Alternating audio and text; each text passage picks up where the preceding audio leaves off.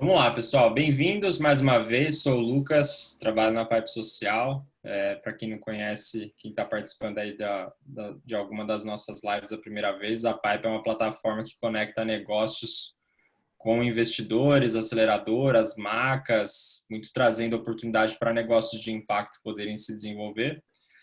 E lá a gente está com uma área de apoio aos empreendedores e dentro dessa área, né, que chama Impact Academy, dentro dessa área, durante esse período de coronavírus e de crise, a gente está desenvolvendo algumas lives aí, né, gratuitas, abertas, abordando temas diferentes, mas tentando ajudar os empreendedores de impacto aí de todo o Brasil a passarem por esse período de crise. E hoje a gente tem aí dois convidados amigos super especiais aí para falar um pouco sobre desafios e oportunidades relacionados aos empreendedores de clima, né? Os empreendedores que empreendem negócios relacionados a clima, que é o Gravina, da Climate Ventures, e o Gustavo lá do X. Vou deixar eles se apresentarem também. Acredito que muitos aí já os conhecem também. Eu só vou fazer um pedido que vocês mantenham, de novo, os microfones e câmeras desligados e, por favor, usem o chat aqui para mandar perguntas, mandar comentários e eu vou trazendo os comentários e as perguntas para cá para a gente poder debater. Eu estou gravando essa live, então a gente vai poder disponibilizar ela depois lá no YouTube para quem quiser acessar. Gravina, Gustavo, bem-vindos. Obrigado mais uma vez pela disponibilidade aí de vocês de fazer esse papo com a gente, sempre um prazer. Eu queria pedir que antes da gente começar efetivamente, vocês se apresentassem rapidamente, conta aí quem vocês são, o que vocês fazem. Vai Bom, lá, então eu Gravina. vou começar. Meu nome é Ricardo Gravina, estou aqui fazendo minha quarentena na Islândia, aqui na Aurora Boreal. Eu trabalho, sou fundador da Climate Ventures, que é uma plataforma para acelerar uma economia regenerativa de baixo carbono no Brasil, que basicamente apoia startups e pequenos negócios que são bons para o clima e o ecossistema ao redor para a gente desenvolver e acelerar esse processo de transformação que a gente quer ver. De uma forma geral, é isso. Bem curta, na verdade. Boa. Bom, eu sou o Gustavo Pinheiro, eu coordeno o portfólio de economia de baixo carbono no Instituto Clima e Sociedade, a gente chama de IX. O IX é uma fundação dependente brasileira que tem como missão contribuir para a transição para uma economia de baixo carbono e para que o Brasil seja um líder nessa transição.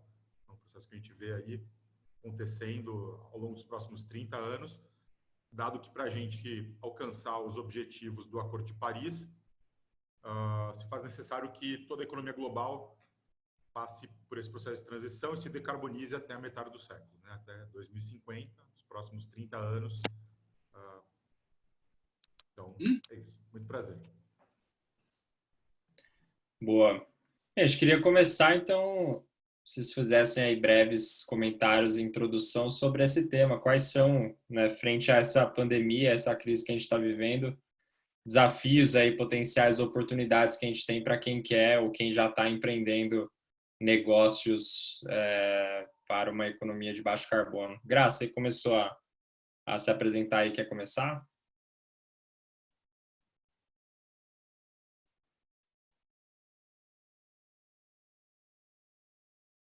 Ô, Gravina, você está no mudo, cara. Bom, vamos começar. Eu acho que é hoje ainda muito difícil da gente entender quais são os impactos da pandemia, enfim, maior crise da nossa geração na própria economia, quanto muito na economia de baixo carbono, nos negócios, né, nos empreendedores. Mas a gente pode aqui filosofar um pouco a respeito, acho que essa é um pouco a intenção, e ir construindo juntos, se Deus quiser, o futuro que a gente quer ver. Eu acho que a gente vinha até pouco tempo atrás, enfim, um pouco teve um pouco Bolsonaro, Trump, etc., deram uma brecada nisso, mas nos últimos 10, 20 anos a gente vinha num processo de sensibilização com relação à necessidade da gente olhar para impacto climático, e a gente o mercado, com os ESGs e a pressão por um mercado de carbono, enfim, uma série de aspectos que o Gustavo vai poder falar muito melhor do que eu, o mercado vinha sendo pressionado a começar a encontrar soluções que olhassem para o meio ambiente também. Então, depois do Acordo de Paris, ficou muito claro isso e foi definido métricas e formas de como isso deveria acontecer, as NDCs, etc. E o que significa que, na prática, a gente ia ter um capital cada vez mais barato para negócios que fossem bons e um capital cada vez mais caro para negócios como negócios como é que é, intensivos em energia fóssil, em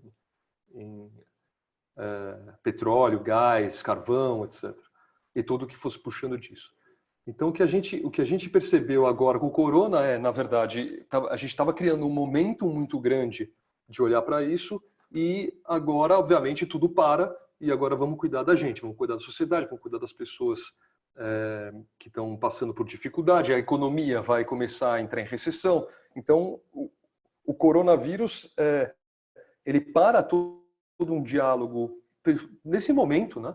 Ele para todo um diálogo sobre negócios bons para o clima ou economia de baixo carbono para cuidar da gente. E eu acho bem desafiador esse momento agora. Eu acho que dependendo, tem muitos negócios que vão começar a encontrar espaços que vão adaptar seus negócios, etc., para começar a criar uma narrativa que vai em torno do Covid. Mas, para mim, esses próximos 6 meses vão ser meses de submersão. Na sequência, eu espero um crescimento interessante. Então, eu acho que se eu fosse empreender agora é um bom momento para empreender, porque você tem 6 meses de preparação para quando você lança o seu negócio, 6 meses, 1 ano, de quando você lança o seu negócio, você lança já no mercado nascente, que aí a gente pode falar um pouco sobre o futuro. Então, estou trazendo aqui um recorte passado, presente, e aí depois a gente pode falar um pouco mais sobre o futuro num bate-bola aqui. Não quero tomar o tempo total e responder um pouco que as pessoas querem saber. Legal. Não, acho que muitos pontos interessantes que o Gravina traz para o debate sobre essa perspectiva do empreendedor.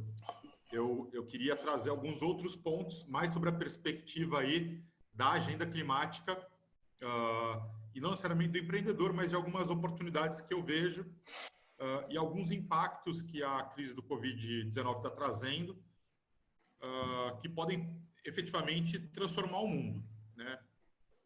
Acho que uma coisa que tem sido colocada por muitos dos analistas, principalmente analistas de cenários macro, é que o mundo não será como antes. Ou pelo menos o nosso mundo, né, na nossa geração, não será como antes.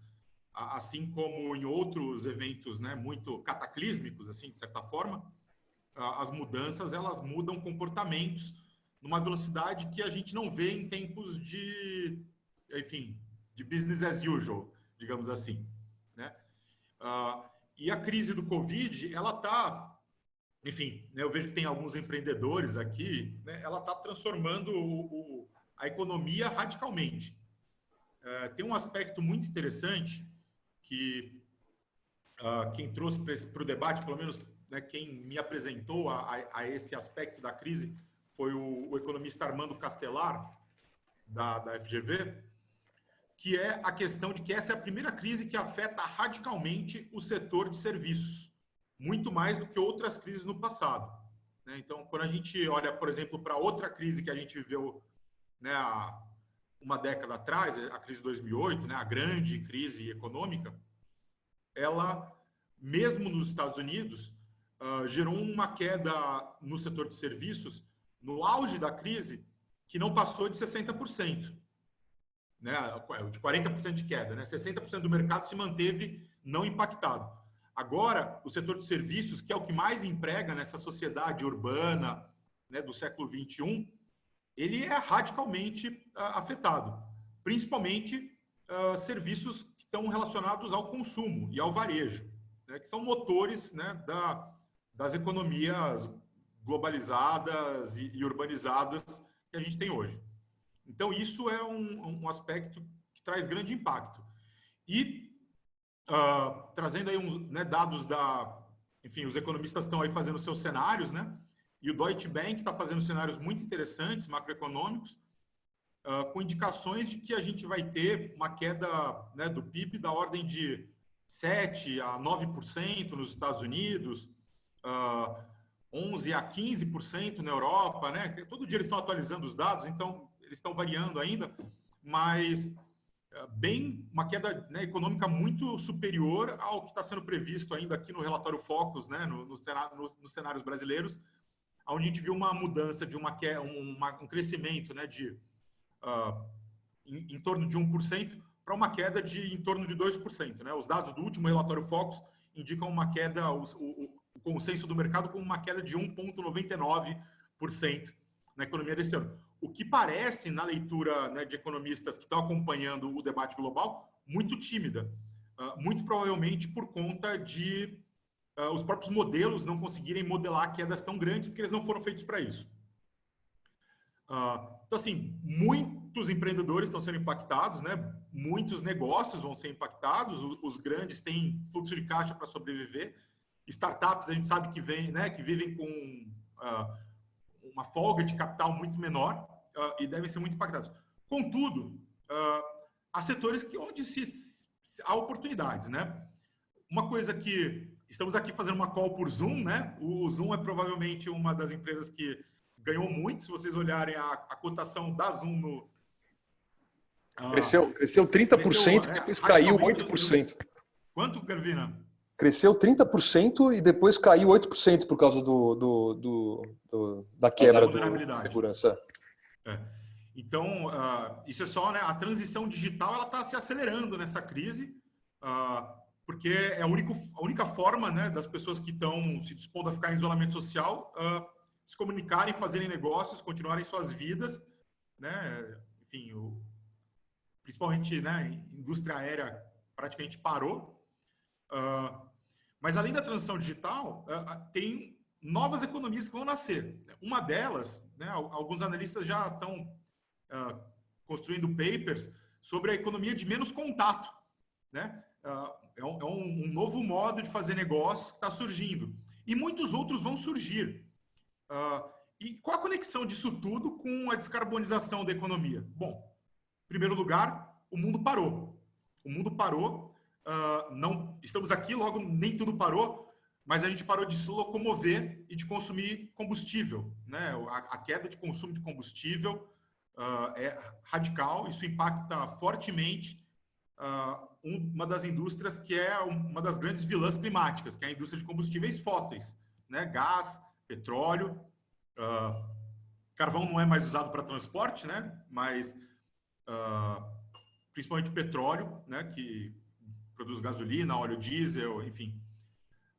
Então tem um grande impacto nesse setor. Como a gente vai reagir a essa crise é que vai determinar aí, né, os outcomes. Então, se a gente resgatar o setor de petróleo ou não, mas aí é um outro debate. Mas eu queria trazer um pouco desses aspectos, né? Tem oportunidades, a transição digital se acelera, a economia de menos contato também, e a resposta à crise vai trazer oportunidades, né? Como dizia Winston Churchill, never waste a good crisis. Eu acho que esse é o espírito, né, dos empreendedores, justamente no momento de adversidade, encontrar essas oportunidades, tanto para auxiliar, né, na gente lidar com a emergência de saúde que a crise representa, quanto no pós-crise, nessa recuperação, aproveitar as oportunidades que tanto a aceleração da transição digital, a economia de baixo contato, de menos contato, e outros, né, frameworks aí que vão surgir e que podem ser incorporados em novos negócios. Eu acho que... Posso construir em cima? Pode. Eu acho que um dos pontos que o Gustavo trouxe eu acho muito legal, porque a gente está falando a gente está fazendo um reset na economia. Então a coisa parou. E a gente, na verdade, já vinha trabalhando no modelo econômico que já não estava totalmente alinhado à consciência social do que precisa acontecer. Então existe uma percepção social do que precisa acontecer e de que os negócios eles precisam gerar menos impacto negativo e, eventualmente, por que não, pelo amor de Deus, impacto positivo social ou ambiental. Então, já existe essa dissonância entre consciência comunitária e social e o que estava acontecendo no mercado. Agora, até o Harari, o cara que escreveu o Sapiens, ele até falou que o Covid é o maior teste da cidadania da nossa geração. Então, agora é o momento em que a gente está pegando, se olhando e falando, cara, o que a gente vai fazer? A gente vai dar as mãos e andar para frente e começar a olhar para o que precisa, para a economia que a gente quer criar, ou vamos tentar construir os mesmos modelos do passado? Então, eu acho que a gente tem uma oportunidade com a crise, uma oportunidade natural de negócio mesmo, mas também aliado a uma percepção, a uma consciência mais holística, vamos dizer assim, que a nossa sociedade já está. Então, eu vejo, no médio prazo, um potencial enorme para empreender em negócios de clima, em negócios ambientais ou em negócios sociais. Eu queria fazer um gancho nessa construção e perguntar o seguinte.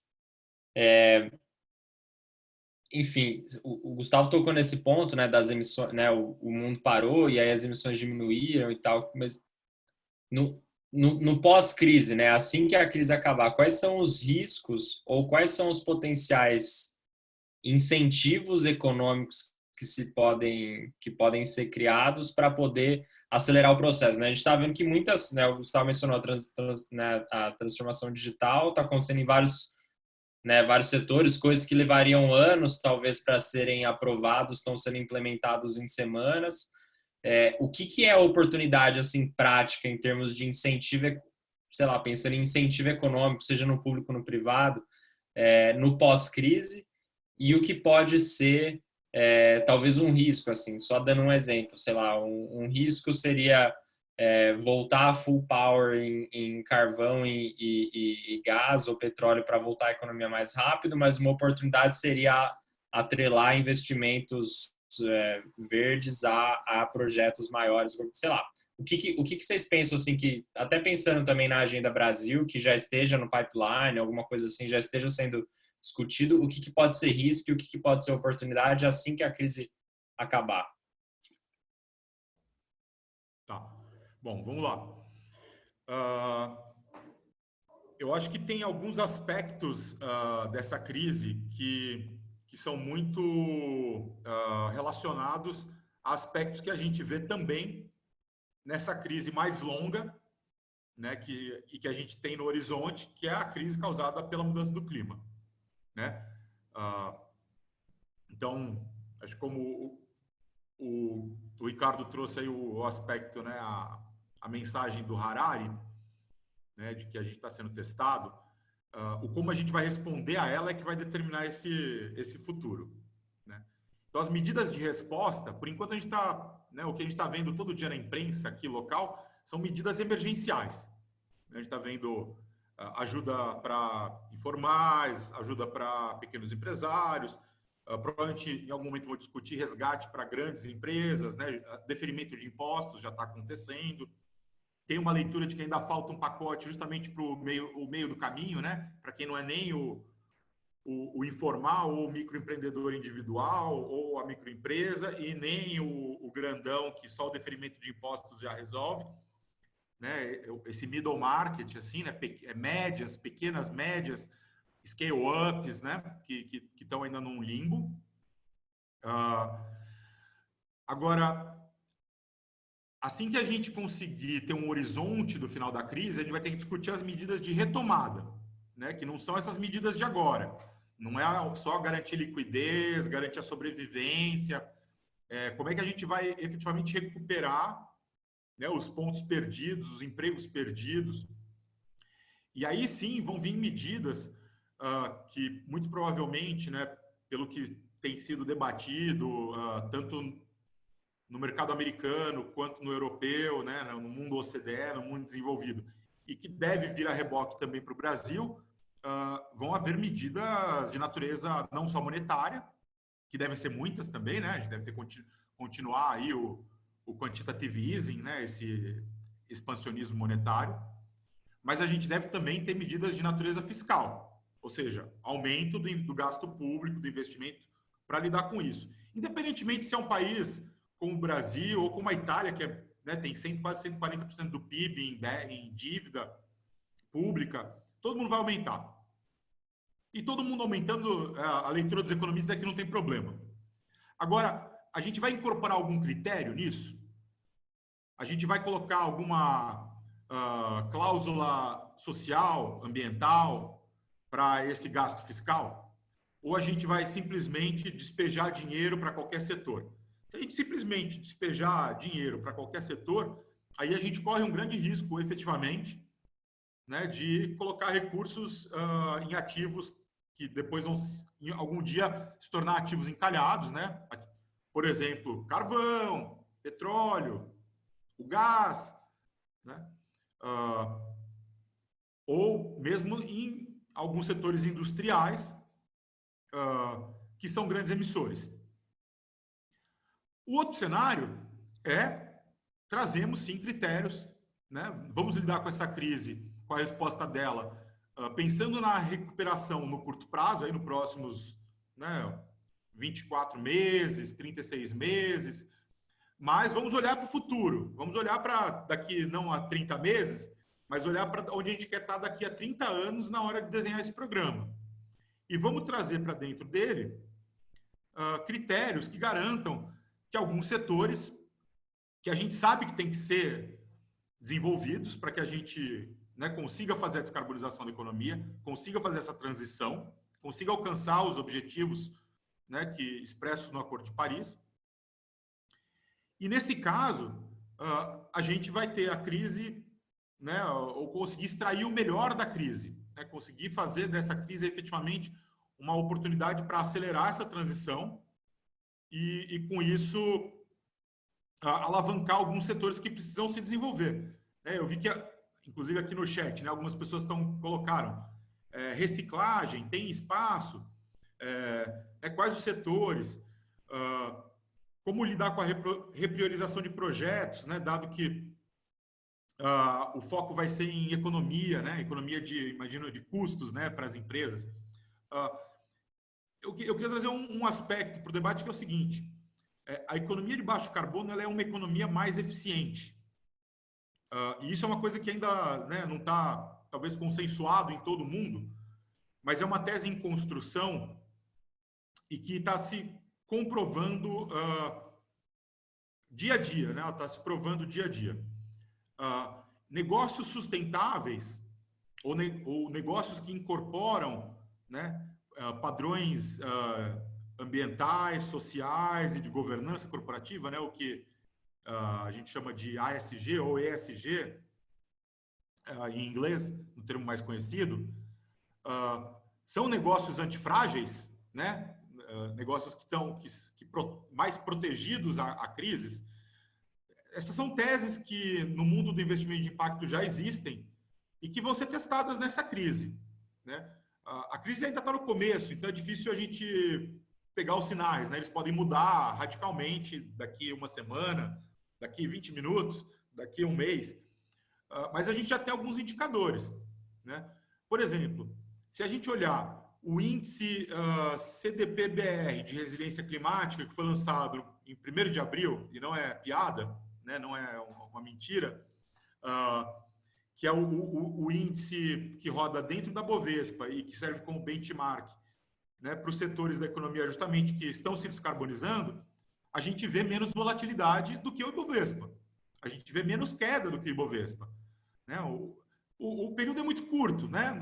É difícil analisar assim, o pão acabou de sair do forno, né? Mas daqui um mês, 6 meses, um ano, vai dar para olhar para trás e ver se essas teses estão se provando. Investidores de impacto tradicionais em mercados mais desenvolvidos acreditam nisso, né? Agora a gente vai ter um teste em todos os mercados globais. Boa. Graça, quer complementar alguma coisa?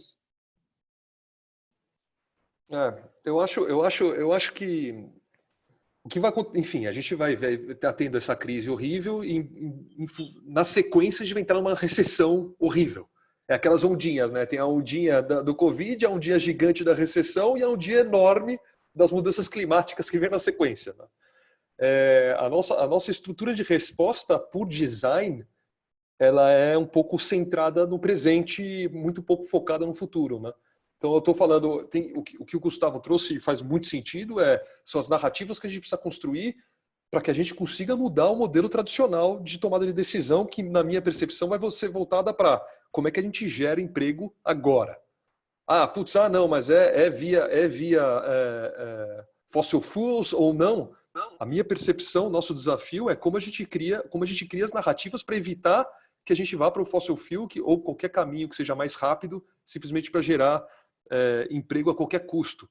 Então, eu acho que o Covid ele foi uma resposta do universo muito clara para como a sociedade se estrutura. E a gente se estrutura mal. A gente se estrutura com uma cabeça de uma forma muito míope. Assim, esse Covid é o primeiro impacto. A gente vai ter, em função das mudanças climáticas, outros impactos gigantescos que a gente não vai saber de onde veio e de repente vai vir. Tipo, é uma grande onda que está chegando.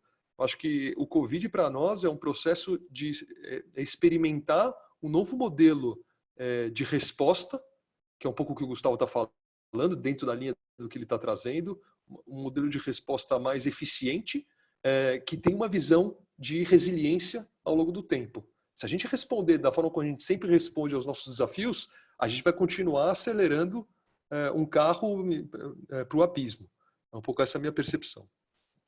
O Rodrigo, aqui da Green Mine, ele está perguntando como que os fundos de combate às mudanças climáticas estão lidando com os seus aportes e analisando investimentos futuros. E aí, Gustavo, acho que você está exatamente nesse papel. Como é que vocês estão lidando com isso agora, durante crise? E o que vocês estão vendo potencialmente diferente no pós-crise?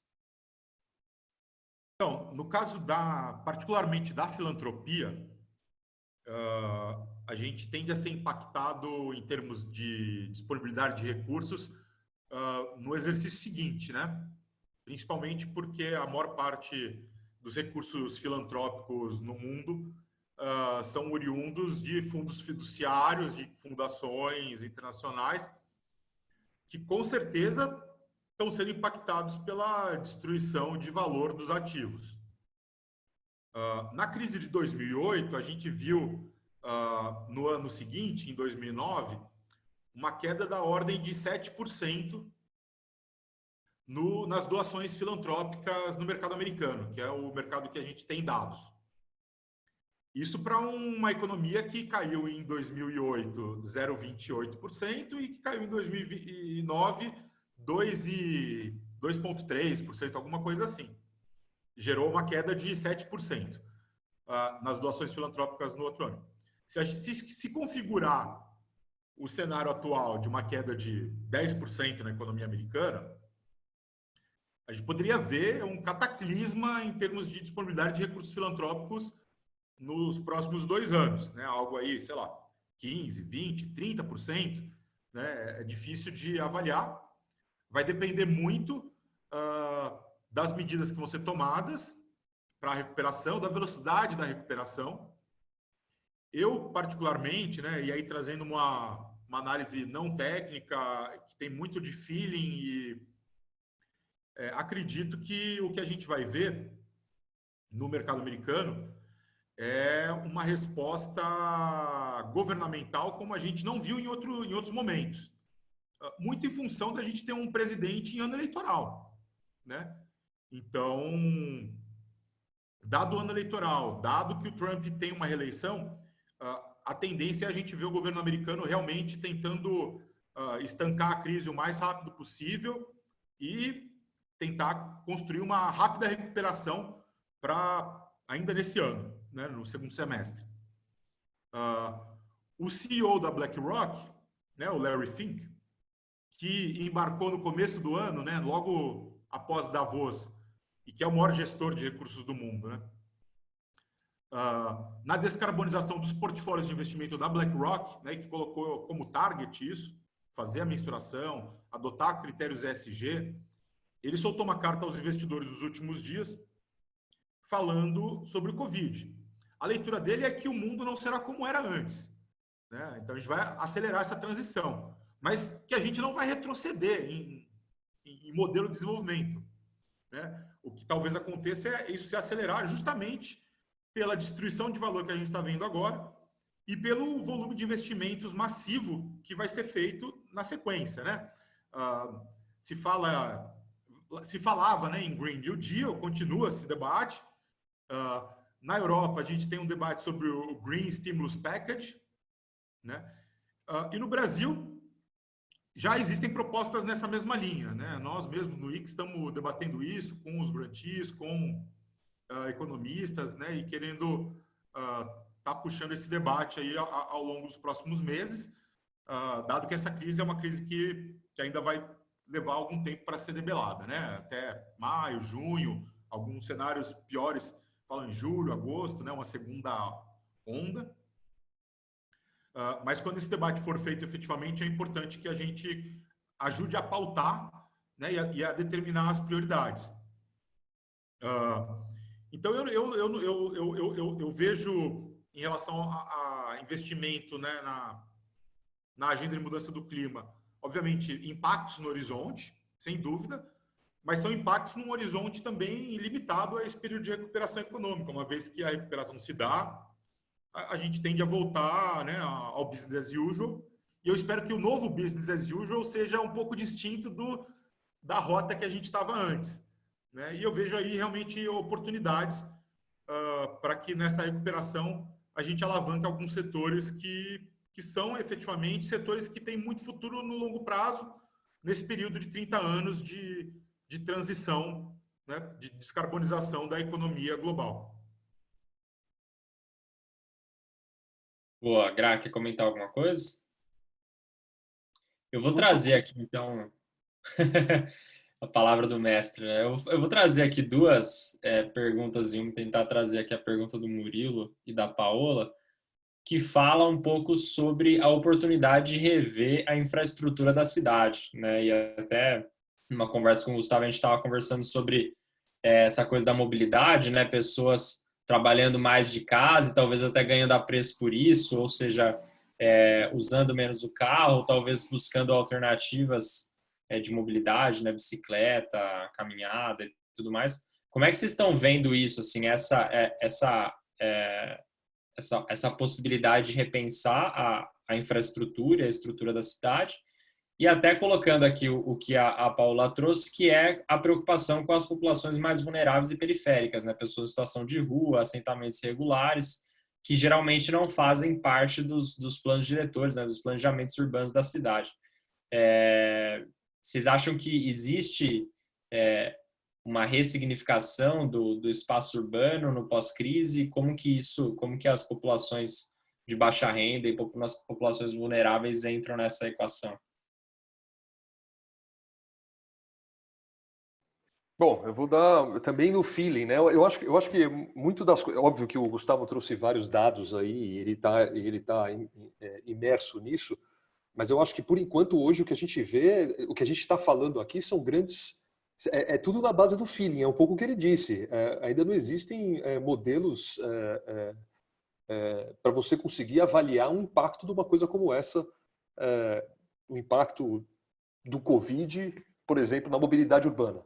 O que, na minha percepção, certamente a gente vai ter um questionamento sobre isso, porque se a gente falava muito de que, na verdade, um dos maiores problemas de São Paulo, vou pegar São Paulo, mas de toda cidade grande, é que existem poucos centros, e os centros não são distribuídos, né? Todo mundo vem para o Itaim, todo mundo vem para Pinheiros para trabalhar, e depois tem todo o movimento de volta disso. A ideia seria, o ideal seria que houvessem pontos espalhados em torno de São Paulo, na melhor das hipóteses, para você poder fazer movimentos ou commune num espaço menor. Eu acredito, certamente, a gente vai demorar para ver um movimento como a gente viu antes.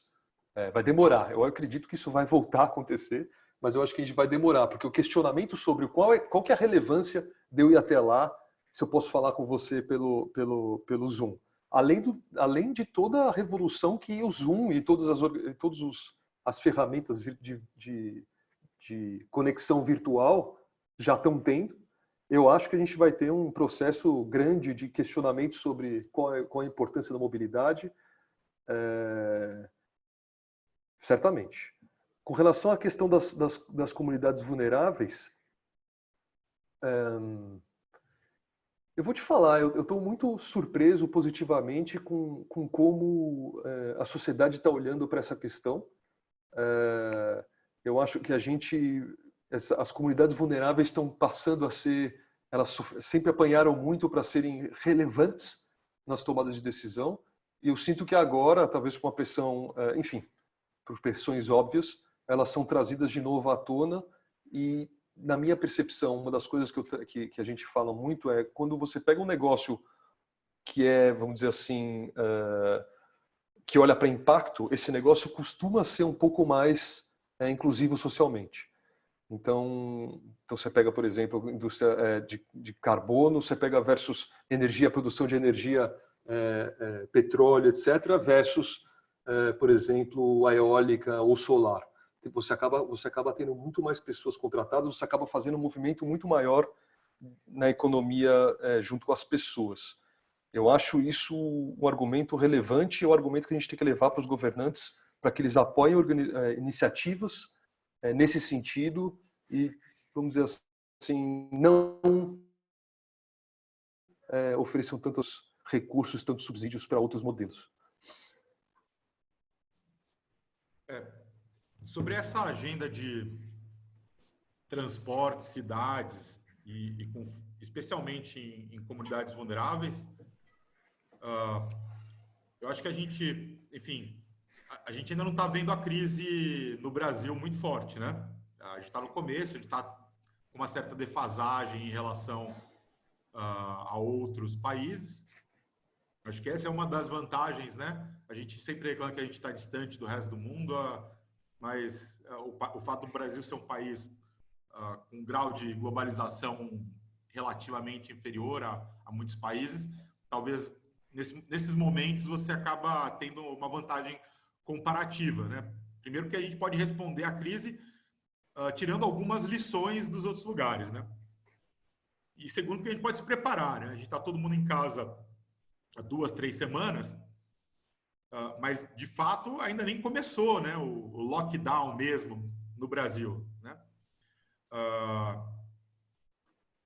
As pessoas na Itália estão em casa há um mês, né? Eu não tenho notícias de Wuhan, mas imagino que o lockdown lá tenha sido muito mais sério. E há uma preocupação, acho que muito grande no Brasil, de como é que a gente vai fazer nas comunidades, né? Porque eu estou aqui na minha casa, né? Jardim Botânico aí, é um fundo falso, só para deixar claro. E eu tenho essa possibilidade, né? Eu e minha esposa, às vezes a gente reclama que um está fazendo uma call, o outro está fazendo uma call e está alto e não sei o quê, e fecha a porta e tal, e se resolve. Mas a realidade nas comunidades, né, mais vulneráveis, na periferia das grandes cidades brasileiras, é outra. Muitas vezes você tem várias pessoas, né, morando em áreas muito pequenas. O isolamento social nesses lugares é muito difícil. Aqui no Rio de Janeiro, a prefeitura está disponibilizando alguns hotéis. Está tendo dificuldade de conseguir atrair, né, principalmente os idosos, os mais vulneráveis ao Covid, para sair das comunidades e ir para esses hotéis.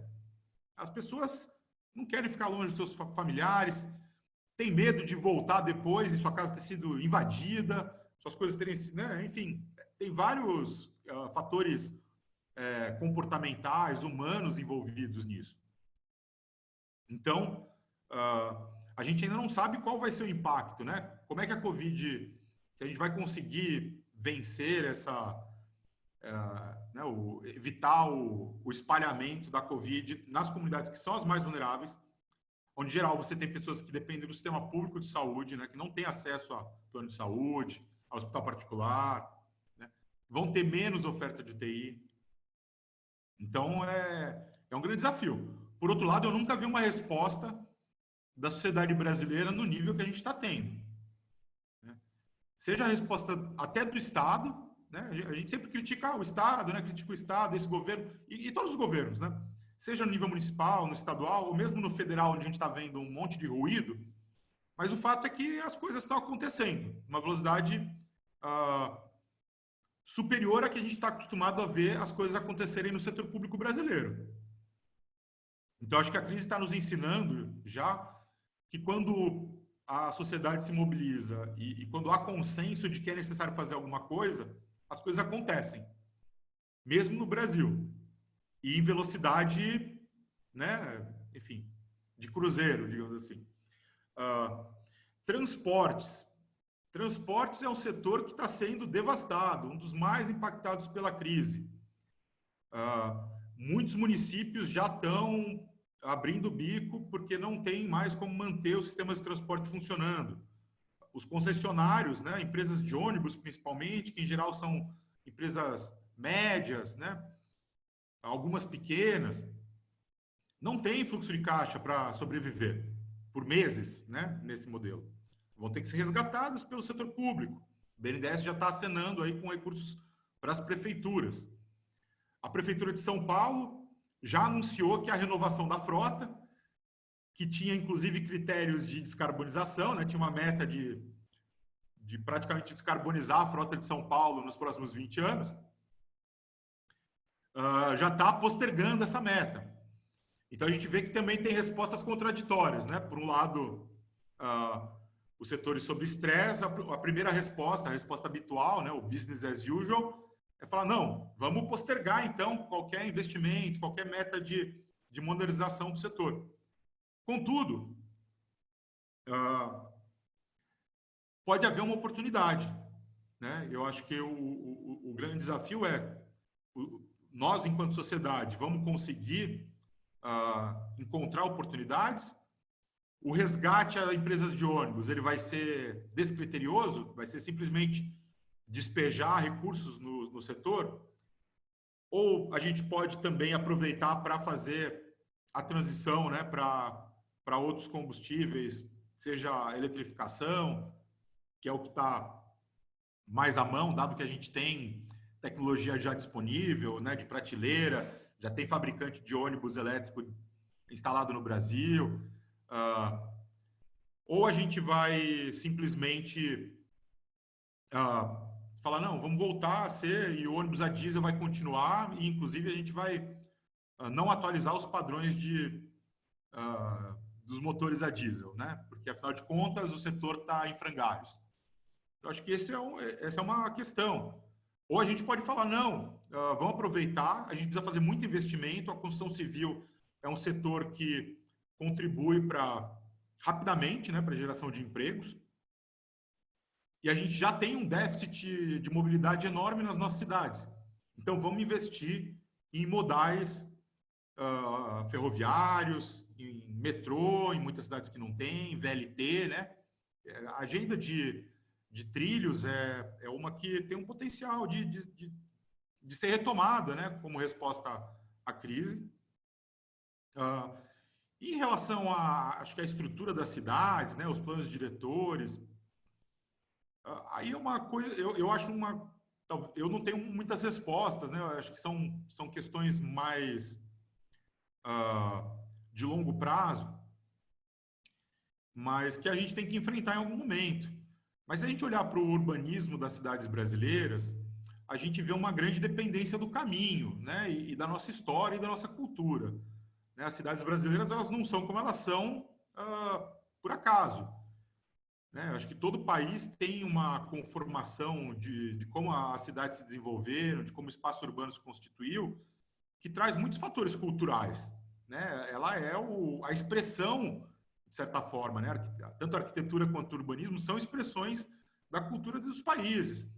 E as cidades brasileiras, elas têm um pouco das cidades portuguesas, elas têm um pouco das aldeias indígenas, elas têm um pouco, né, daquilo que constituiu o Brasil, né, esse encontro de culturas. Né? Quando a gente vai para o sul, você tem influências, né, de outros países europeus. Quando vai para o norte, você tem outra estrutura de cidade. Então, assim, eu acho que a gente não vai, obviamente, né, mudar a nossa cultura a ponto da gente mudar como a gente vê a cidade. Agora, efetivamente, a gente pode trazer padrões, né? Se a gente conseguir efetivamente aferir o que tem que ser o mínimo para a gente garantir a sanidade, né? A saúde das pessoas, inclusive em tempos de pandemia, isso pode vir a ser incorporado nas políticas públicas urbanas, né? Seja no planejamento, no plano diretor, seja como critério para os tributos municipais de propriedade territorial, né, como o IPTU, seja em sistemas, né, de coleta de resíduos, de destinação, de reciclagem, de saneamento. A gente vai... Espero que a gente tire... Eu acredito que a gente vai tirar lições dessa crise. Agora, isso vai depender de o quanto a gente se organiza enquanto sociedade, né, para tirar essas lições, para explicitar essas lições e para pautar e influenciar o debate público e o Estado né, e os líderes políticos em relação a essas questões. Em última instância, no voto, mas também no debate, né, no dia a dia, na construção das políticas, no debate parlamentar, em todos os níveis, né, nas cidades. A gente tem eleições municipais esse ano. E aí? Podem ser adiadas, mas, de qualquer forma, é impossível pensar as eleições municipais desse ano sem que a gente leve em consideração o como os mandatários atuais lidaram com a crise e o como os proponentes, né, que vão ali pedir nosso voto vão trazer os aprendizados da crise. Então, eu vejo aí também uma janela de oportunidade, né? Cabe saber se a gente vai aproveitá-la ou vai deixar passar. Boa, eu queria pegar nesse gancho, e acho que tem algumas coisas que vocês já comentaram, mas talvez algumas outras que dê para aproveitar, que é uma pergunta do Marcos, para mim foi uma ótima pergunta agora, que a OCDE tem que falar de um novo plano Marshall. Qual seria esse plano Marshall de baixo carbono? Adorei a pergunta, Marcos. Tá, posso começar? Claro. Bom, qual será o plano Marshall de baixo carbono? Depende do país, né? No caso do Brasil, as emissões de gases de efeito estufa brasileiras, elas derivam majoritariamente do desmatamento ilegal, né, da conversão de florestas, desmatamento, degradação florestal, também da agricultura e depois transportes e energia. Né, e uma parcela pequena de resíduos, saneamento, né, lixões. Então, assim, um plano Marshall de baixo carbono para o Brasil, ele passa pela transformação desses setores. Né? Passa, no caso de desmatamento legal, por conformidade legal, né? A gente está falando de enforcement, de aplicação da lei. Mas, nos setores, né, tanto de transportes, que é um grande consumidor de combustíveis fósseis, quanto no setor elétrico, que apesar do Brasil ser, né, relativamente aos outros países muito avançado, porque a gente tem uma matriz com muito renovável, principalmente hidrelétrica, a gente tem uma grande oportunidade de investimento, né? Os planos do Estado, o Brasil, os planos atuais assim do nosso Estado são um tanto quanto retrógrados, né, nessa agenda e em muitas outras. Mas a gente ouve, né, o ministro das Minas e Energia veio da área de energia nuclear e parece ter sido capturado pelo lobby do gás, né? Ele só fala desses dois assuntos. Apesar disso, o setor privado brasileiro está investindo pesadamente em renováveis, né? Lembrar só que uma das medidas, um dos impactos da crise é o não crescimento. O não crescimento impacta a demanda por energia. E o Ministério das Minas e Energia já cancelou os 2 leilões de compra de energia para o mercado regulado que faria esse ano. No último leilão feito, a gente teve mais de 50 gigawatts, né, de energias renováveis oferecidas. Isso é, mais ou menos, comparando, são 5 Belo Montes em capacidade total. Né? Ou 3 Itaipus e alguma coisa. Né? Então, a gente vê que tem um pipeline de projetos de renováveis no Brasil muito robusto, e é um pipeline do setor privado, né? São projetos privados, não são projetos públicos. Então, apesar do setor público estar ultrapassado, a gente vê que o capitalismo brasileiro está acompanhando as tendências globais, mesmo porque projetos que não acompanhem, né, o mundo são muito difíceis de se financiar. Lembrando que Belo Monte foi financiada quase que 100%, né, 98%, com capital público, né, com capital do Estado brasileiro, justamente por isso. Né, até a Odebrecht pulou fora da usina, né, porque via que tinha ali passivos e que ia ser difícil conseguir financiamento internacional ou justificar isso para os investidores que compram títulos da empresa. A mesma coisa acho que acontece no setor de transportes, né, uma grande oportunidade. Eu vi muito interessantemente, né, e acho que muitos aí devem ter visto, que a empresa a Green, que agora é Grow, né, que é a empresa dos patinetes, né, primeiro recolheu os patinetes, porque, enfim, né, as cidades onde ela estava, nas regiões que ela estava, praticamente pararam, mas agora estão retomando um modelo justamente focado né, na resposta, nos profissionais de saúde, nos serviços essenciais. A micromobilidade é uma coisa que, com certeza, veio para ficar e que vai se desenvolver muito nesse século, né? E muitas outras coisas que ainda não surgiram, né? Enfim, a videoconferência, né? As empresas vão reduzir seus escritórios, provavelmente, depois dessa crise, né? É difícil fazer conjecturas, mas eu vejo efetivamente como empresa... A minha organização mesmo era uma organização que resistia, né, ao trabalho 100% virtual. Agora a gente está tendo essa experiência. Provavelmente a gente não vai voltar para o escritório tanto quanto a gente voltava, né? Algumas empresas que têm um alto custo de manutenção de escritório talvez resolvam rever isso. Talvez a gente veja uma demanda menor por espaço de escritórios no futuro, o que abre também em regiões densas das cidades espaço para conversão de imóveis comerciais em residenciais, potencialmente, né?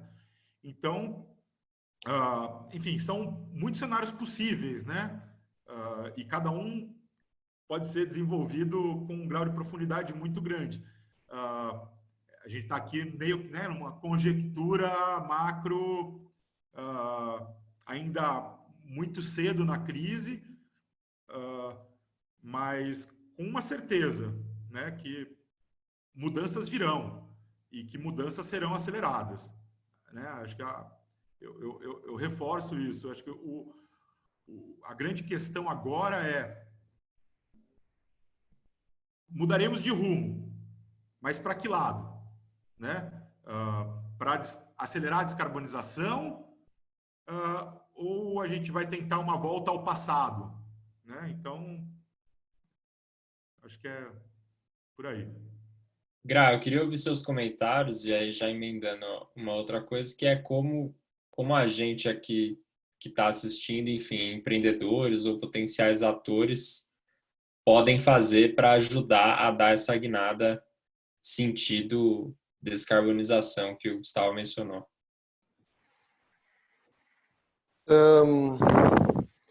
Eu acho que, enfim, inspirado um pouco pelo que o Gustavo falou, mas não necessariamente vinculado ao Plano Marshall, Plano Marshall brasileiro, eu acho que a gente precisa olhar com muito carinho para a bioeconomia.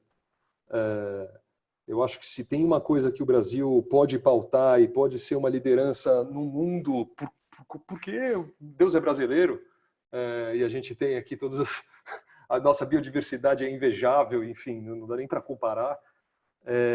A gente precisava, de fato, criar políticas públicas um pouco mais ambiciosas no sentido de botar a bioeconomia no ar. Então, estamos falando aqui de maior incentivo para micro e pequenos negócios na Amazônia, mas pode ser também aqui, Mata Atlântica, e tem outras soluções em outros lugares.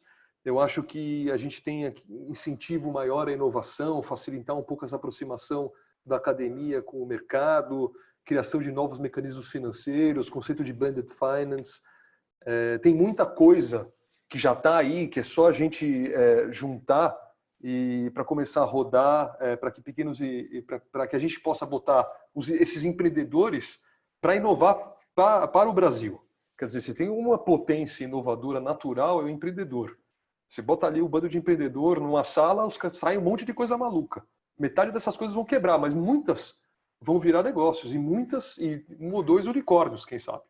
Então eu acho que o incentivo à inovação, o incentivo ao empreendedor, de uma forma talvez um pouco mais estruturada, é fundamental para a gente poder, enfim, trazer colocar o Brasil num outro lugar de competitividade global. O que o empreendedor pode fazer para tentar influenciar isso, né? Eu acho que a gente vê vários tipos de empreendedores. A gente fez um mapeamento junto com a Pipe, que a Mari está aí também, e você. A gente mapeou 550 negócios e a gente consegue ter algumas percepções sobre como esses negócios bons para o clima atuam. E o que a gente vê são 2 tipos de negócios, né?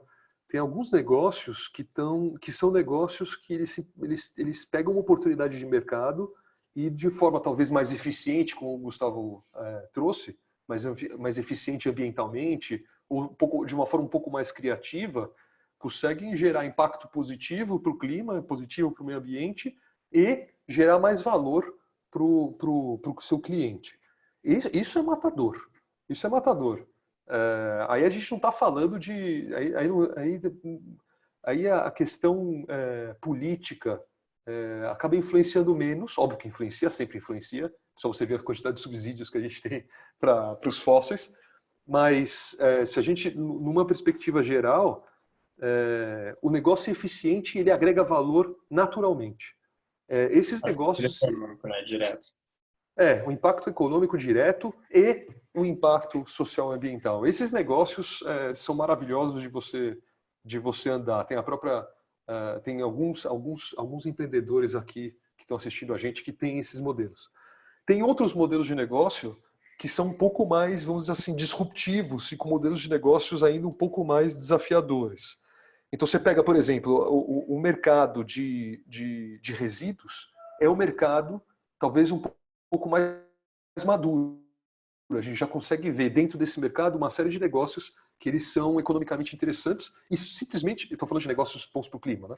Simplesmente pelo impacto econômico já faz sentido, esse cara já vai prosperar.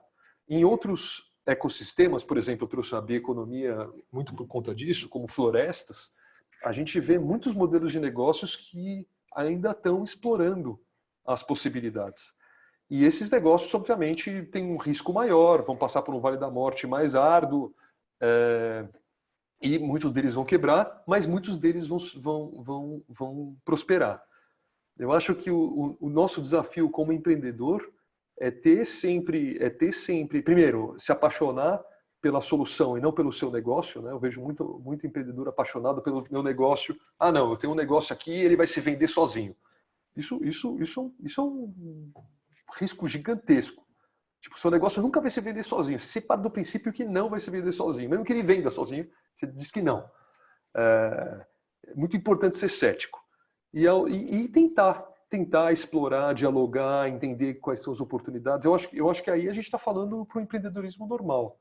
Eu não diria que tem uma diferença em termos de como empreender para o empreendedor climático. Agora, eu acho que o empreendedor climático ele vai se beneficiar de uma onda de ampliação da consciência que já vinha acontecendo e agora, com o susto do coronavírus, eu acho que a nossa sociedade tende a ser um pouco mais responsável com relação às decisões que toma. Então, quando o Gustavo diz que se a gente vai aprender ou não, eu acho que é uma provocação fundamental, mas eu quero crer de que a gente vai aprender alguma coisa sobre a nossa responsabilidade social e ambiental nas decisões que a gente vai tomar, seja no voto, seja em bater panela.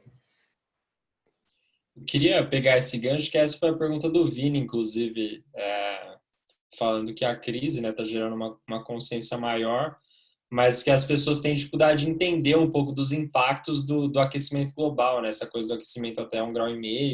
E assim, para as pessoas, para o público geral, é de fato um negócio difícil de conseguir associar como que aquilo tem um impacto real, assim. O que a gente precisa fazer, o que a gente pode fazer para não deixar esse ganho de consciência social ambiental potencialmente se perder com o eventual fim da crise? Pergunta meio filosófica até. Bom, então beleza, eu vou puxar um pouco dessa. São as perguntas difíceis, porque assim, é aquilo que a gente estava falando, a gente nem entrou na crise. É uma ansiedade, é óbvio, a gente já teve problemas de venda, etc. E na periferia já entramos em crise. Mas a crise mesmo vai chegar daqui a pouco. A gente tem um problema, quer dizer, as mudanças climáticas é a história de você cozinhar o sapo, né? Então você cozinha o sapo, então tá esquentando. Aí o sapo fala, tudo bem. Se você pega e joga o sapo na água fervendo, ele pula. Mas se você deixa e vai esquentando a água, ele vai ali, vai sentir, na hora que ele vê, morreu. Eu acho que o fato de que as mudanças climáticas, que a gente já está trabalhando nelas, já desde a Revolução Industrial, e a gente ainda não começou, enfim, estão começando a sentir os impactos, mas é tão complexo o negócio. Não, mas teve uma inundação aqui, teve uma chuva ali, secou ali, mas é natural, não é? Os negacionistas ainda dão espaço pra caramba para negacionista falar sobre isso, etc. Eu acho que é um baita desafio simplificar algo que não é naturalmente simples. Eu queria ouvir um pouco o que o Gustavo tem para dizer. Não tenho a resposta, estou aqui dando uma sabonetada, eu acho. Tampouco tenho a resposta eu. Acho que é uma excelente questão, na verdade. E se eu tivesse a resposta, ou se alguém aqui tiver a resposta, por favor, compartilhe, porque vai ser muito útil para o nosso trabalho, né, como financiadores da agenda. Mas, apesar da gente não ter a resposta, eu acho que dá para trazer algumas questões para o debate, né? É muito difícil, realmente, né, explicar temas tão complexos que envolvem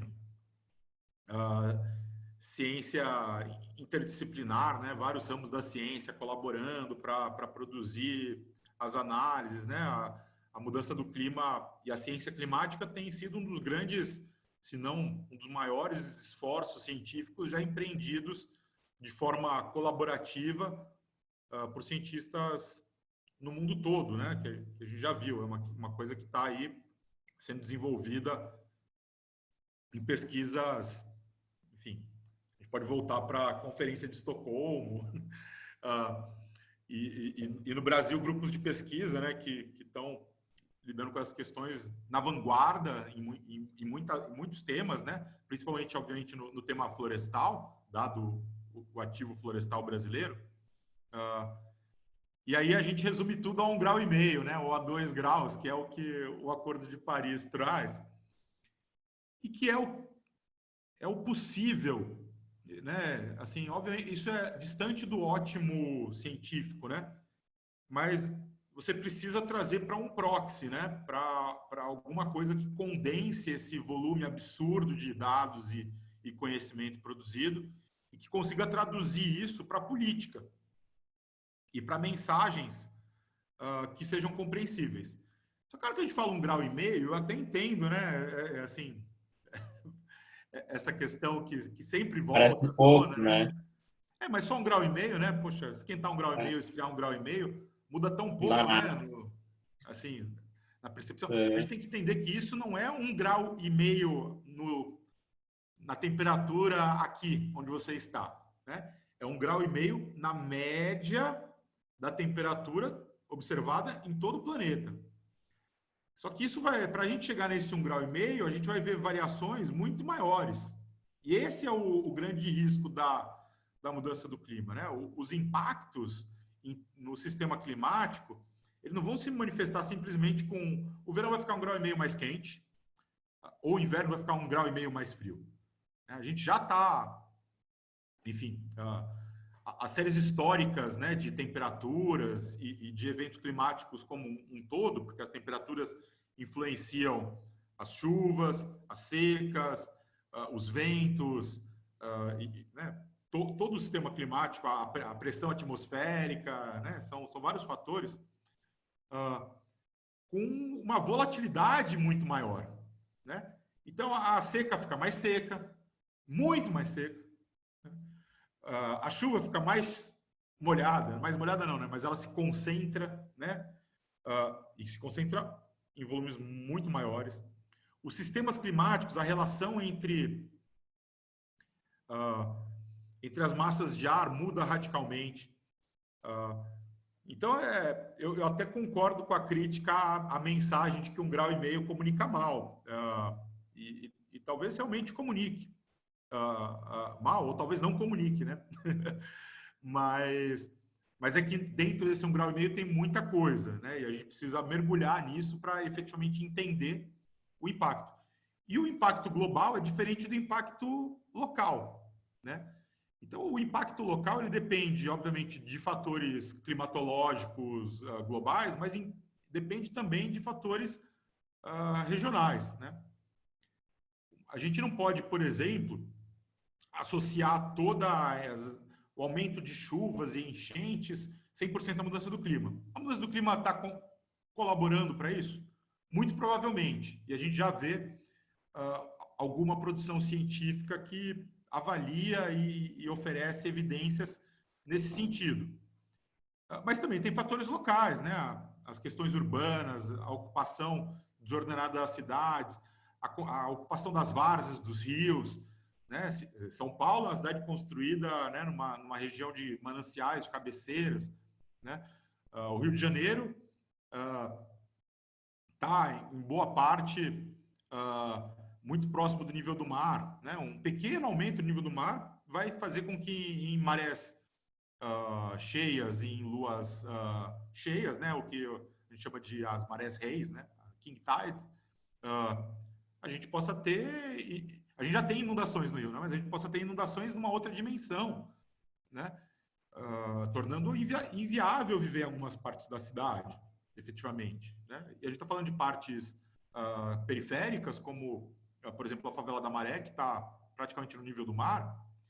A gente está falando do centro do Rio, que é praticamente um aterro sobre um pântano. A gente está falando da Zona Sul Carioca, que é o metro quadrado mais caro da cidade, né, e que pode ficar, boa parte dela, submersa mensalmente, quinzenalmente. Enfim, são muitos fatores, né? E é uma transformação que a gente vai ver ao longo do século. Então, por um lado, sim, eu entendo e concordo com a crítica a como isso comunica mal, né, 1,5 graus.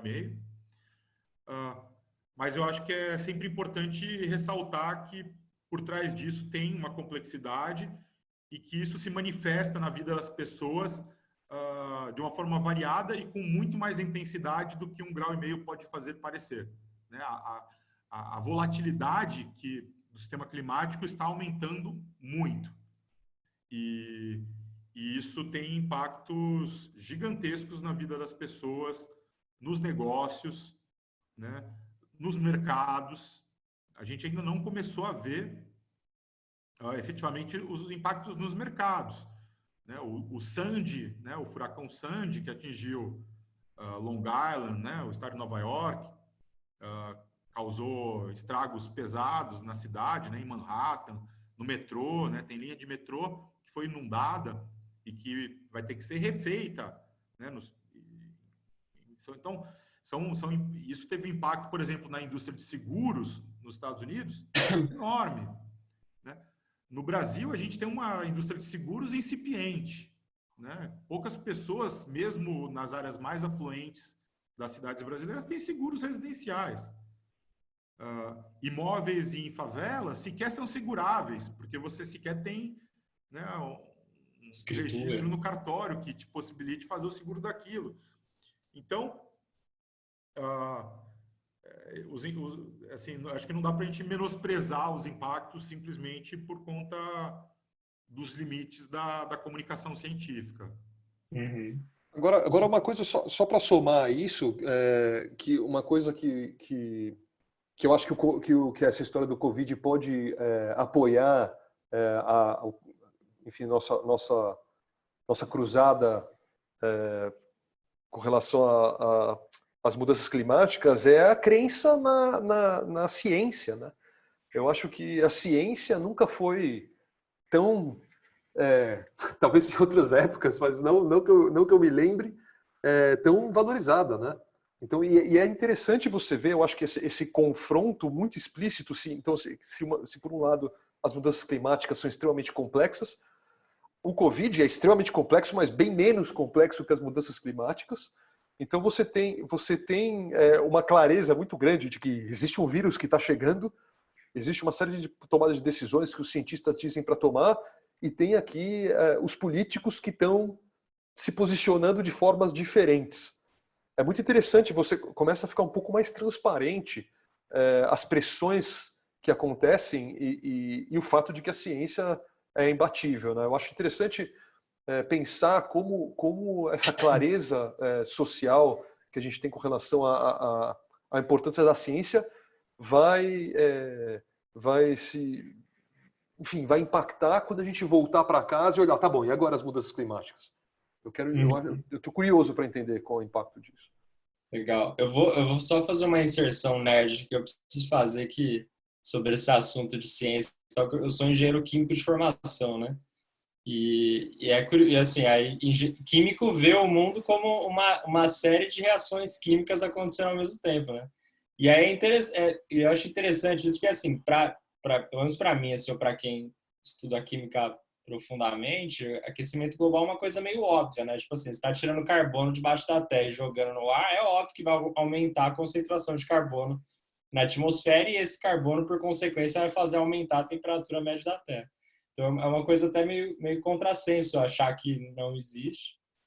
E, ao mesmo tempo, da complexidade, você tem uma reação, um grau e meio, altera a dinâmica, né, o equilíbrio de qualquer reação. Imagina zilhões de reações acontecendo ao mesmo tempo. Assim. Então, de fato, você pode ter consequências inimagináveis. Né? Mas, enfim, foi só um comentário nerd à parte. Recomendo quem quiser explicar mudanças climáticas para as crianças, estudar um pouquinho de química para incluir nos argumentos. Eu que não sou químico, me lembro das minhas aulas, né, sou administrador público, mas eu me lembro das minhas aulas de química no colégio, e eu me lembro que havia uma coisa que era a CNTP, né? Condições normais de temperatura e pressão. Exatamente. E assim, temperatura e pressão, da mesma forma que influenciam radicalmente um processo químico no laboratório, são também os dois grandes fatores que influenciam o sistema climático, né? Exatamente. Eu também não sou meteorologista, mas eu sou velejador. E como velejador, eu aprendi ao longo da minha vida a ler, né, um pouco das imagens de radar, satélite, né, ler o clima, porque isso é um fator preponderante em qualquer competição náutica, né? Então, tanto as zonas de pressão quanto a temperatura nesses sistemas são os dois grandes fatores que vão determinar ventos, né, e mudanças de massa de ar e pluviosidade. Então, eu acho super interessante você trazer essa perspectiva da química para esse debate, porque seja no laboratório, seja, né, no planeta, são realmente fatores que modificam radicalmente a velocidade com que as coisas acontecem, né? Seja a catalisação, né? Ali a velocidade da reação química num tubo de ensaio, seja o deslocamento de uma massa de ar. Né? Essa semana mesmo, né, teve uma ressaca radical aqui no Rio de Janeiro, no sábado. A Praia do Leblon foi invadida por ondas, né, por conta de uma ressaca. As pessoas aqui falam, nossa, tá tendo ressaca. Na verdade, essa ressaca é um dos efeitos de um ciclone, ou um quase ciclone, né? Ele não chegou a ser classificado como ciclone, mas uma formação, né, que quase foi um ciclone extratropical, que estava ali no Atlântico, se deslocando. Felizmente, ele foi para o alto mar, né? E teve menos impacto na costa brasileira, mas com grandes impactos nas marés, em todo o litoral brasileiro. Então, são coisas que antigamente eram muito... Antigamente, né? Eu tenho 40 anos, mas que no período de uma vida, né? Então, ou meia vida, espero que um pouco menos que meia, a gente vê radicalmente mudar, né? Agora a gente vê a cada 2 anos, eu velejo desde os 6, e quando eu era muito jovem, era uma coisa que acontecia numa década, né? Então, e a gente vê isso nas séries, né? Quando você olha as séries históricas, elas realmente têm um grau de dinamicidade, né? Uma volatilidade, trazer um pouco do background financeiro, muito grande hoje, muito maior do que elas tinham antes. Então, não dá para realmente menosprezar esses impactos. E nem a complexidade, né? Eu vou trazer, pessoal, a gente vai tentar encerrar aí umas 8h30 no máximo. O Osmar que perguntou se ele vai ter que sair, se a gente vai gravar. Se a gente vai gravar, depois a gente coloca no YouTube, Osmar. Eu queria trazer a pergunta da Mari, talvez aí se der tempo mais alguma outra pergunta, mas a Mari perguntou sobre os impactos, o eventual impacto positivo que a gente está tendo nessa quarentena, né? A gente mencionou sobre isso, a questão da gente ficar em casa, a questão né, não ter muito movimento em termos de transporte, isso diminui as emissões e tal. Até cheguei a ver alguns gráficos assim mostrando uma cidade como Wuhan, por exemplo, comparativo de emissões ano passado e esse ano na mesma época, que diminuiu bastante. Isso de fato, já dá para começar a calcular esses, né, e a perceber esses impactos positivos, assim, vamos dizer, da pandemia, e como que a gente pode usar isso, eventualmente, a nosso favor para poder manter isso depois, né? Sim, é verdade. Isso está acontecendo às custas de vidas e às custas da liberdade do povo. Mas está acontecendo. Eu não sei, eu só não sei se aquela história do golfinho em Veneza é fake news. Mas o fato de que você consegue ver a diminuição da concentração de CO2 nas cidades é real. E tem até um estudo que acho que um cientista americano fez, de que a diminuição da poluição está salvando mais vida do que o Covid está tomando. Eu não sei o quanto isso é real, precisa ver se não é fake news, hoje está complicado, mas isso é bem possível. De novo, a gente volta à história do sapo que vai cozinhando aos poucos. Então, a gente está tendo uma mudança de fato. Essa mudança de fato, ela é, na minha percepção, ela não é real, ela é forçada. E é isso. Gustavo, você quer contribuir? Enfim, essa é outra daquelas questões que é difícil analisar no calor do momento, né? Expost vai ser bem mais... dá para fazer uma análise com mais acurácia, digamos assim. A gente tem visto muitas notícias, né? Golfinhos em Veneza, enfim, animais de todos os tipos, né? Voltando a ocupar o espaço que antes os humanos estavam, e outros impactos, né? Sismógrafos, né? Com maior grau de precisão, porque o ruído gerado pelos modais de transporte pesados que agora não estão rodando afetam menos. Então, os cientistas, né, que trabalham com... enfim, eu não sei nem como chama isso. Eu não sei se é a geologia que estuda... Quem são os cientistas que operam os sismógrafos e que monitoram o movimento das placas tectônicas, mas eles estão muito felizes com a paralisação do mundo, porque eles estão conseguindo fazer ciência que em outros momentos eles não conseguiam por conta do ruído gerado pelo transporte na Terra.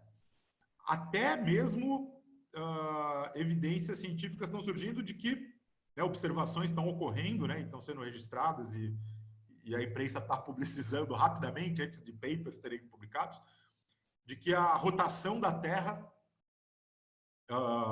está diferente, né? Então, obviamente, tem impactos gigantes. Na mudança do clima, na concentração de carbono, deve ter né, a redução da atividade econômica, como a gente viu em 2008 também, impacta e fatalmente a gente vai ter uma redução. Só que em 2008, a gente viu depois, em 2009, 10, 11, a gente voltou ao ponto onde a gente estaria antes. Então, a retomada da crise foi não, a retomada no normal antigo, né? Business as usual. A gente não mudou o comportamento.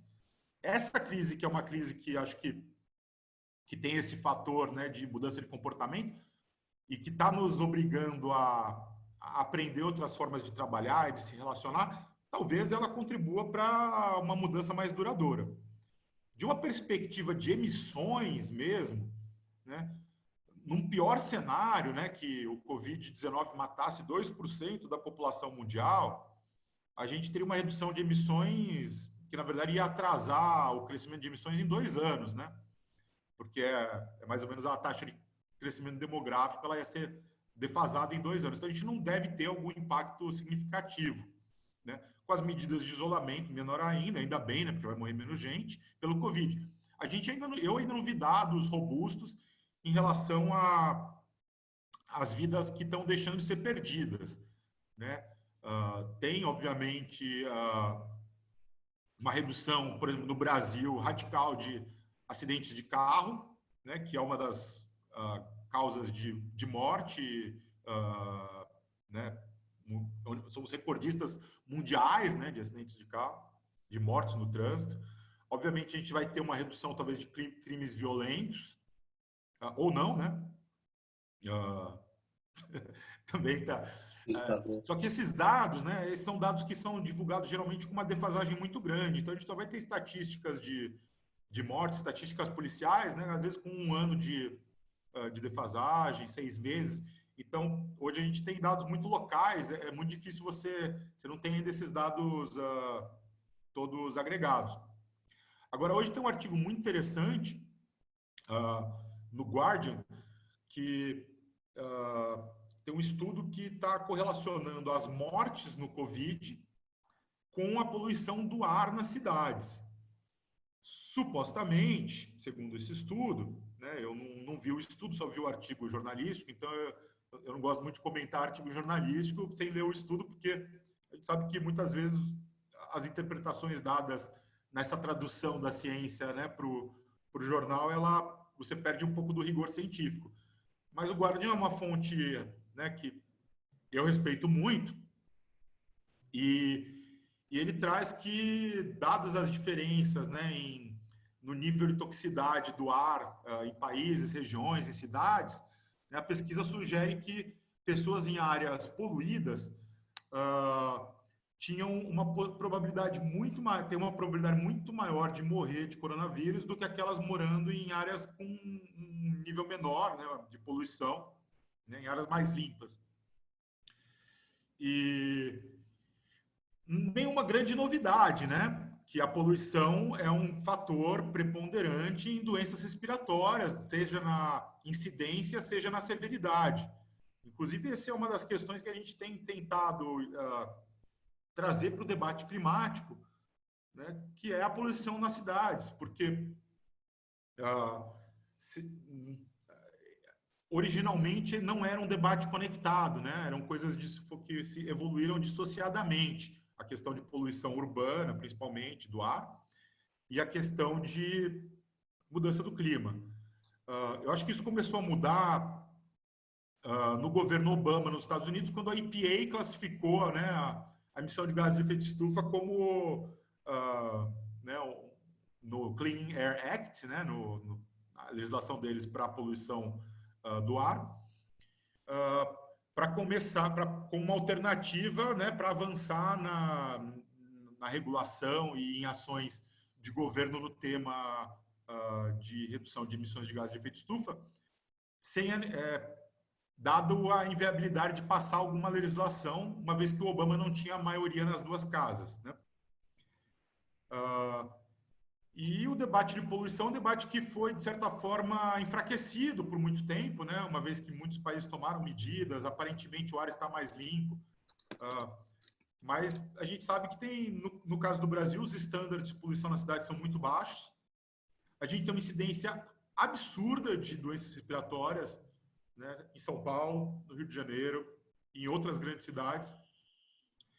Então, a gente agora está começando a ver uma produção ainda científica, né, ainda meio no olho do furacão, mas posteriormente a gente provavelmente vai conseguir fazer análises correlacionando número de mortes e severidade do Covid em áreas mais poluídas vis-à-vis áreas menos poluídas e o impacto efetivo que a poluição teve na severidade da manifestação, né, da doença nas pessoas. Boa. Agora, o que eu tenho visto mesmo, e aí em primeira pessoa, são estrelas aqui em São Paulo. Isso é uma Olha, coisa que isso é não era raro, hein? comum, isso é fato. Isso é fato. É real. Boa. Meus queridos, eu queria que a gente encaminhasse aí para um final, então acho que está aberto para vocês fazerem considerações finais, recados finais que vocês gostariam de deixar para essa galera aí que ficou agora até as 8h30 assistindo a gente. O que vocês gostariam que eles levassem? Que considerações finais vocês gostariam de fazer?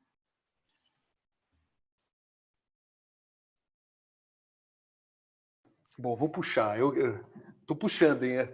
É, eu queria agradecer esses 25 participantes, inclusive o Lucas e o Gustavo, de estarem aqui com a gente, ouvindo até agora às 8h30 da noite. Acho que, enfim, quem está aqui ouvindo sobre empreendedorismo nas mudanças climáticas às 8h30 da noite devem ser todos empreendedores. Então, obrigado.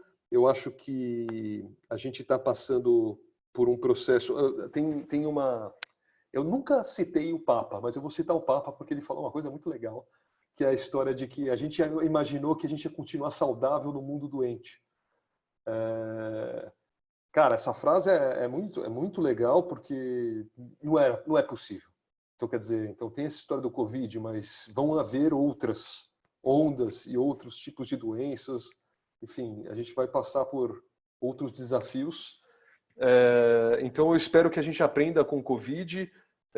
As mudanças climáticas são uma realidade. A gente precisa olhar um pouco mais para médio e longo prazo, e não só olhar para o nosso umbigo e olhar para o chão.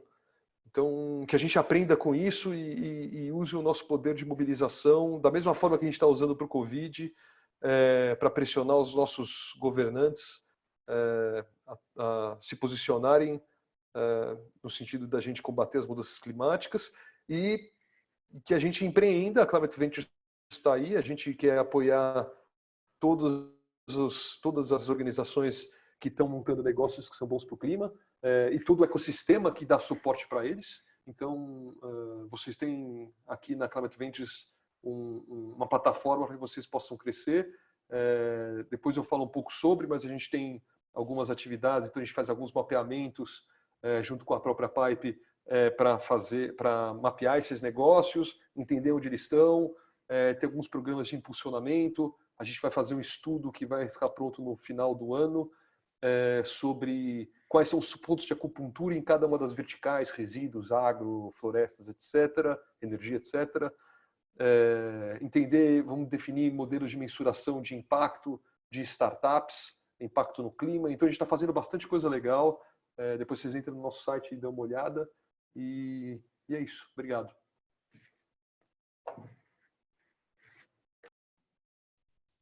Bom, primeiro agradecer a todos os participantes também estarem aqui com a gente até esse horário. Enfim, está virando uma nova rotina, né? E acho que a gente está vivendo esse novo mundo que começa a bater a nossa porta. Eu espero que a gente ajude a moldá-lo, e eu acho que os empreendedores têm um papel primordial, né, na moldagem do futuro, né? Eu acho não, né? Eu acho que isso é um fato. Eu observo isso. E sempre tem sido assim, né? Seja o primeiro empreendedor que controlou o fogo ali, seja os empreendedores da primeira e da segunda revolução industrial, que nos trouxeram até aqui, também com, né, os downsides, aí, também com os passivos, né, com o nosso passivo climático, com o aquecimento global, a mudança do clima, todos os efeitos que o consumo de combustíveis fósseis gerou, mas foram grandes empreendedores que fizeram história, que moldaram o mundo, moldaram o futuro, construíram o futuro. E eu acho que o futuro mais sustentável, né, esse futuro que supera os desafios, as externalidades ambientais do modelo econômico atual, também vai ser moldado por empreendedores, né? A gente valoriza muito o Estado, o governo, né, a liderança pública, mas as grandes transformações radicais mesmo, né, a disrupção dos sistemas, têm sido moldadas pelo empreendedorismo. Então, eu acredito muito nessa agenda. A gente vai superar essa crise, como a humanidade vai continuar, com ou sem Covid, nessa ou na próxima pandemia, ou na próxima catástrofe, de qualquer natureza que ela seja. E em todas essas crises haverão grandes oportunidades, né, de mudar a forma como a gente faz negócios, a forma como a gente se relaciona, a forma como a gente consome, a forma como o mundo se organiza. Então, né, a gente pode olhar e falar, não, você está tentando olhar a metade cheia do copo. Talvez, mas eu realmente acho que a gente está se baseando, eu me baseio um pouco em evidências, em observação empírica de como o mundo que a gente vive hoje, né, foi construído ao longo né, enfim, 6.000 anos de história da humanidade, umas dezenas de milhares de anos a mais, né, de existência do Homo sapiens, e tenho certeza que, ainda que o nosso tempo de vida seja bastante curto, as mudanças radicais que a gente, né, observa, a velocidade da mudança hoje, ela é liderada pelo empreendedorismo, por cada um que tem um sonho, que enxerga um problema e quer construir uma solução. Então, eu tenho certeza que, superada a crise, a gente vai ver novos ciclos de inovação e que muitos ciclos de inovação estão se acelerando também, né, durante a crise. Os negócios estão se reinventando numa velocidade que a gente não vê em momentos, né, de mares tranquilos, né, em momentos onde não há crise. Quando não há crise, a gente caminha muito num sentido incremental, né, um modelo orgânico de desenvolvimento. A crise dá essa chacoalhada e na chacoalhada abrem-se janelas de oportunidade que aqueles que tiverem a visão e conseguirem explorar, com certeza vão ter sucesso nos seus negócios, mas mais do que isso, com certeza vão ter grandes oportunidades de dar a sua contribuição para moldar o futuro, né? Como o Steve Jobs dizia, né? Fazer um dentezinho na história, e são vários dentezinhos na história que mudam radicalmente a rota, né, do desenvolvimento humano. Então, apesar né, da perda de vidas, apesar de a gente ter amigos queridos na UTI e tudo mais, eu vejo realmente essa grande oportunidade de acelerar a transformação e da gente conseguir mudar o rumo para um rumo melhor do que o rumo que a gente estava antes. Boa. Gravina, Gustavo, obrigado mais uma vez, de coração, pelo tempo de vocês aí, pela disponibilidade, pela parceria. Sempre um prazer falar e acho que foi, para mim, que não estou diretamente, né, imerso assim, tanto quanto vocês no tema, acho que foi uma aula, espero que tenha sido para as pessoas que assistiram também. Pessoal, obrigado pelo tempo aí, pelo interesse de vocês em assistirem, foi muito legal, as perguntas muito boas, comentários e tudo mais.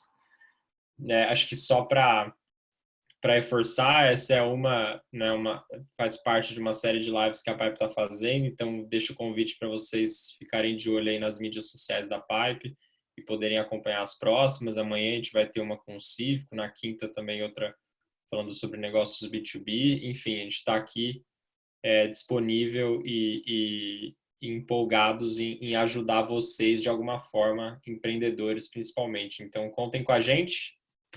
E é isso, até a próxima. Obrigado, boa noite, descansem, lavem as mãos e fiquem em casa. Um beijo para vocês.